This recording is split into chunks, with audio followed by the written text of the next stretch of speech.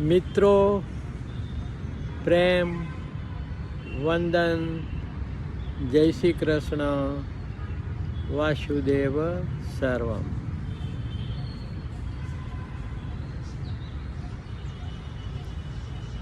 નરસિંહ મહેતાએ કહ્યું છે કે અંતે તો હેમનું હેમ હોય. તો આ અંતે હેમનું હેમ થવા માટેની સાધના ઘણી લાંબી છે, એકથી અનેક જન્મોની છે, પરંતુ તેની શરૂઆત માટે તો આ તત્ક્ષણ છે. આપણું મૂળ સ્વરૂપ સચ્ચિદાનંદ સ્વરૂપ છે, જે આદિ શંકરાચાર્યએ નેતિથી પણ એ જે ચિદાનંદ રૂપ શિવોહમ સ્વરૂપ છે તે જાણવા માટે આત્મષષ્ટક લખ્યું છે. મનોબુદ્ધૈ અહંકાર ચિત્તાનિ નાહમ ન ચ શ્રોત્ર જીવે ન ચ ધ્રાણ નેત્રે ન ચ વ્યોમ ભૂમિ ન તેજો ન વાયુ ચિદાનંદ રૂપ શિવોહમ. તો હું શું નથી એ જાણીને તમે શું છો અથવા તો હું કોણ છું, ભગવાન રમણ મહર્ષિની જે સાધના છે એ થકી પણ તમારું જે સચ્ચિદાનંદ સ્વરૂપ છે એને જાણી શકો. અને એ જાણ્યા પછી માત્ર બ્રાહ્મી સ્થિતિમાં જાણનારો જ રહે છે. જાણનાર રહેશે, બધું છૂટશે. એ નિરખને ગગનમાં ઘણી બધી વિધિઓથી આપણે આત્મસ્થિત થઈ શકીએ છીએ. એમાંની એક આકાશને નિરખવું પણ છે. એમાંનું એક આપણા દેહ છે ત્યાં સુધી જે શ્વાસોશ્વાસ છે એ જે અંબર ચરખો ચલાવે છે એ જોનારને જોવાનું પણ છે. માનવ જીવનની એક જ વાત છે કે આપણે હેમ છીએ તો હેમ થઈ જવું જોઈએ. આ જુદા જુદા સ્વરૂપમાં આપણે અલંકાર રૂપે વ્યક્ત થઈ રહ્યા છીએ. આ અલંકારો એ અનેક ગુણોનો સમૂહ છે. કોઈની સાથે ચાંદી, કોઈની સાથે રૂપું, કોઈની સાથે ત્રાંબુ, કોઈની સાથે લોખંડ, પણ આત્મા તો હેમ છે. એની આ વાત છે કે તું હેમ છે તો હેમ થઈ જા. તું હેમ છે તો હેમ થઈ જા. ના એમનો તું એમ રહી જા. આપણી મશીનવત જિંદગીમાં આપણે એમને એમ જીવી જઈએ છીએ અને એમને એમ મરી જઈએ છીએ. આપણા કર્મો પ્રમાણે જે ભમવાનું છે એ ભમી અને આપણે જતા રહીએ છીએ અને ફરી જન્મ મરણની શૃંખલા ચાલુ રહે છે. કૃષ્ણ ભગવાને પણ ગીતામાં કહ્યું છે કે અહમ આત્મા ગુડાકેશ સર્વભૂતાશય સ્થિત અહમ આદિશ્ચ મધ્યમ ચ ભૂતાનામંત એવ ચ.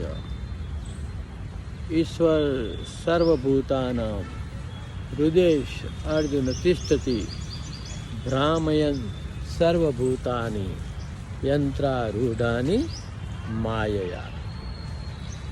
તો આપણે આ શરીરરૂપી યંત્ર ઉપર આરૂઢ થયેલા છીએ અને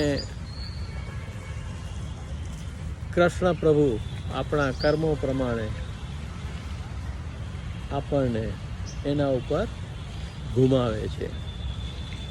ચતુર્થ માર્ગનો પાયાનો સિદ્ધાંત પણ એ છે કે માણસ એક મશીન છે, પોતે કંઈ કરી શકતો નથી, પરંતુ તે એવું માને છે કે આ બધું હું કરું છું.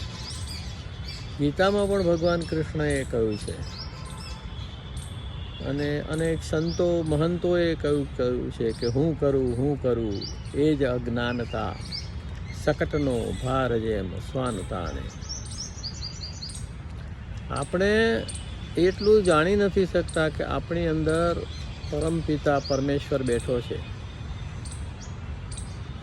મમે વાસો જીવલોકે જીવભૂત સનાતન મન સંસ્થાનિન્દ્રિયાણી પ્રકૃતિ સ્થાની કરસતી.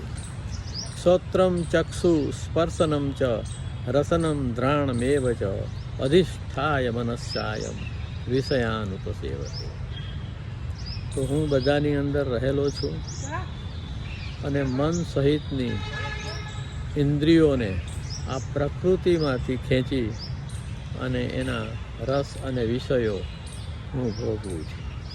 તો મન અને પંચેન્દ્રિયો આપણી ન હોવા છતાં પણ આપણે એની આપણી માની અને જીવી રહ્યા છીએ. આ સમજ બહુ અઘરી છે, જન્મો જન્મની સાધના છે. તો તું હેમ છે તો હેમ થઈ જા, ના એમનો તું એમ રહી જા. અંશ વંશ છો કૃષ્ણ પ્રભુનો, અંશ વંશ છો કૃષ્ણ પ્રભુનો, મીરા મહેતાની જેમ થઈ જા. અંશ વંશ છો કૃષ્ણ પ્રભુનો, મીરા મહેતાની જેમ થઈ જા. તું હેમ છે તો હેમ થઈ જા, ના એમનો તું એમ રહી જા.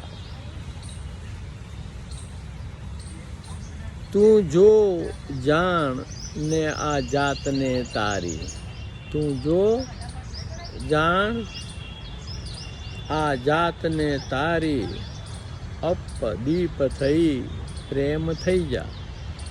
તું જો જાણ આ જાતને તારી, અપદીપ થઈ પ્રેમ થઈ જા. તું હેમ છે તો હેમ થઈ જા, ના એમનો તું એમ રહી જા. કે ના વ્યક્ત કરો નકાર વેદના, ના વ્યક્ત કર નકાર વેદના. સામાન્ય રીતે આપણે આપણા દુઃખોને વ્યક્ત કરીએ છીએ, આધ્યાત્મિક રીતે આપણે આપણા દુઃખોને સહન કરવા જોઈએ. આપણે આપણી વેદનાનું રૂપાંતરણ કરવું જોઈએ. વ્યક્ત કરવું નિરર્થક છે. દર્દો દુઃખો કોઈને આપી શકાતા નથી. તો ના વ્યક્ત કર નકાર વેદના. અને નકારાત્મકતાની અભિવ્યક્તિ કરવી એ પણ ફોર્થ વેમાં નિષેધ કર્યો છે. ના વ્યક્ત કર નકાર વેદના, સ્વીકાર ભાવે સેમ થઈ જા. તો જે છે જે ઘટે છે એનો સહજ સ્વીકાર કરી લેવો, એ જ ખરેખર મૂલ્યવાન થવાની ચાવી છે. તું હેમ છે તો હેમ થઈ જા, ના એમનો તું એમ રહી જા.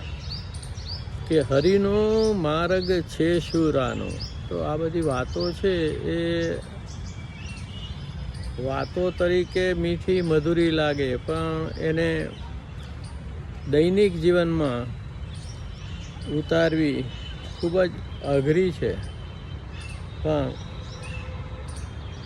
આ ક્ષણથી મોડું ન થાય એ જોવું ખૂબ જરૂરી છે કે હરિનો માર્ગ છે શુરાનો, હરિનો માર્ગ છે સુરાનો, નહીં કાયરનું કામ જોને. તો આ સત્ય, પ્રેમ અને આનંદનો માર્ગ છે. ખૂબ આઘાતો, ખૂબ વેદનાઓ, ખૂબ તપશ્ચર્યા કરવી પડે છે, મંડ્યા રહેવું પડે છે. એમ કંઈ રામ રામ કરે ભક્ત નથી થઈ જવાતું, એમ શ્વાસોશ્વાસને રોકી કે રમત કરી અને યોગી નથી થઈ જવાતું, અને એમ માત્ર વિચારવાથી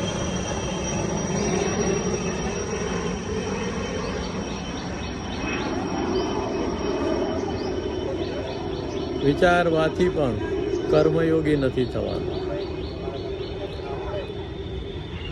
આપે જોયું કે આ જામનગર છે, એરફોર્સનું સ્ટેશન છે, પ્લેનની ઘરેરાટીનો અવાજ આવ્યો. 1 મિનિટ હું મારા નિજ સ્વભાવ શાંતિમાં સ્થિત થઈ ગયો. તો અવાજનું આવવું જવું છે એ સત્ય નથી. સત્ય મારી અંદરની શાંતિ, પ્રેમ અને આનંદ છે. એ જે આવન જાવન છે એ મિથ્યા છે, એ બ્રહ્મ છે, એ મોહ છે, અને એ ચીલા ચાલુ જીવન છે. તો હરિનો માર્ગ છે સુરાનો, કૃષ્ણનો યોગ ક્ષેમ થઈ જા. કૃષ્ણ ભગવાન ભક્તોનો યોગક્ષેમ વહન કરે છે એવું ગીતામાં કહે છે. એ સંદર્ભે આ પંક્તિ લખી છે. તું હેમ છે તો હેમ થઈ જા, ના એમ નો તું એમ રહી જા. અને છેલ્લે સીધી સાદી વાત છે કે સ્થિત થઈ સ્વધર્મે આત્મન, સ્થિત થઈ સ્વધર્મે આત્મન. તો આપણો સ્વધર્મ શું છે? કે સત્ય, પ્રેમ, કરુણા, અહિંસા, મુદિતા, ક્ષમા, આ જે હકારાત્મક ગુણો છે એમાં સ્થિત રહેવું, એ આપણો સ્વધર્મ છે. અને બાકી મમતા, મોહ, અહમ, અજ્ઞાન, અવિદ્યા વગેરે વગેરે આપણા પરધર્મો છે. તો સ્વધર્મે નિધનમ શ્રેયમ, પરધર્મો ભયાવહો, એવું ભગવાન કૃષ્ણ ગીતામાં પણ કહે છે. તો સ્વધર્મમાં સ્થિત રહેવાની વાત છે કે સ્થિત થઈ સ્વધર્મે આત્મન, સત્ય, પ્રેમ, આનંદ થઈ જા. સ્વધર્મે સ્થિત થઈ આત્મન, સત્ય, આનંદ, પ્રેમ થઈ જા. તું હેમ છે તો હેમ થઈ જા, ના એમ નો તું એમ રહી જા.